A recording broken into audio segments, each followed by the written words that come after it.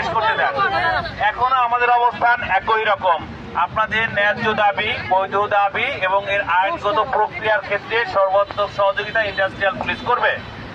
আপনাদের যাদের কমপ্লেইন আছে, যাদের আইন বহির্ভূত ভাবে কোনো পাওনা দিয়ে মনে করেন যে দেওয়া হয় নাই বা আপনি এটা পাবেন, আচ্ছা পান নাই, কে কে পান নাই এইটা, আচ্ছা হ্যাঁ আপনারা এখানে থাকবেন, আমরা আছি, আমাদের অফিসিয়ালরা আছে। যেই পর্যন্ত আপনারা পাওনাদের বিষয়ে নিশ্চয়তা এবং না পাবেন সেই পর্যন্ত আপনারা অবস্থান করবেন। কিন্তু আমার একটাই অনুরোধ, আমরা আপনাদেরকে সহযোগিতা এবং পাহারা দুইটাই দেব।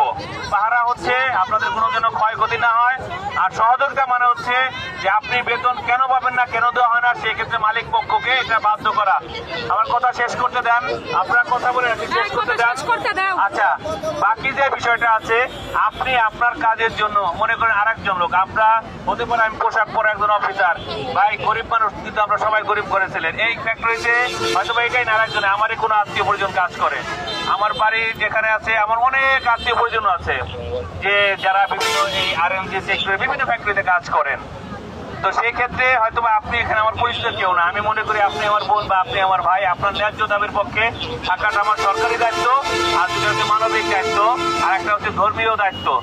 তো আমার কথা হচ্ছে আপনার কাজের জন্য, আপনার দাবি আদায়ের জন্য যেন আরেকজন ব্যক্তির কোনো ক্ষতি না হয়। ক্ষতি বলতে একজন অটোলা যদি 10টা টাকা ভাড়াও কম পায় রাস্তা আটকানোর জন্য, সেই দায় ভাড়া কিন্তু আপনার। আচ্ছা, একজন ব্যক্তি যদি পেটে ব্যথা নিয়ে রাস্তায় দাঁড়ায় থাকে, আপনার কারণে 10টা মিনিট দেরি হলো, যে কষ্টটা পায় সেই দায় ভাড়া আপনার। আপনি দাঁড়ান, আপনার ফ্যাক্টরি, আপনি সামনে দাঁড়ান, আমাদের লোকজন আছে, আমাদের এখানে লোকজন আছে, আপনারা কথা বলেন, আমরা এখানে অথরিটি আছে, কথা বলি। আমি কথা বলেছি মালিক, আমাদের এসপি স্যার মালিকের সঙ্গে কথা বলেছেন, তিনি বলেছেন ভাই আমি টাকা দিয়েছি এবং যা পাওনা দিয়ে আছে, আমার যে ম্যানেজমেন্ট আছে তারা লিস্ট করতেছে, আমি সব টাকা দিয়ে দেবো। আমি বললাম যে সব টাকা দিবেন নাকি আবার কোনো ফাইজলামি হবে, আপনাদের এই ম্যানেজমেন্টের লোকজন মিথ্যা আশ্বাস দেবেন। বলতে না ভাই আমি সব টাকা দিয়ে দেবো।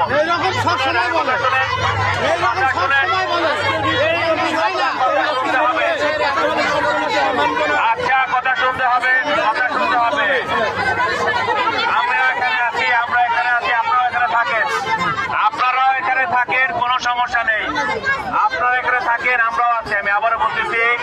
আমি আবারও বলতেছি শুনেন, বিচার এবং বিচার জায়গায় দ্বারায় বিচার করলে হয় না, কারণ এই ফ্যাক্টরি মালিক আমি, টাকা আমার কাছে না। আপনারা দাঁড়াচ্ছেন, আমরা তো দাঁড়ায় আছি, নাকি আমাদের কোনো কাজ আছে? এটা আপনারা দাঁড়িয়ে আছেন বলে আমাদের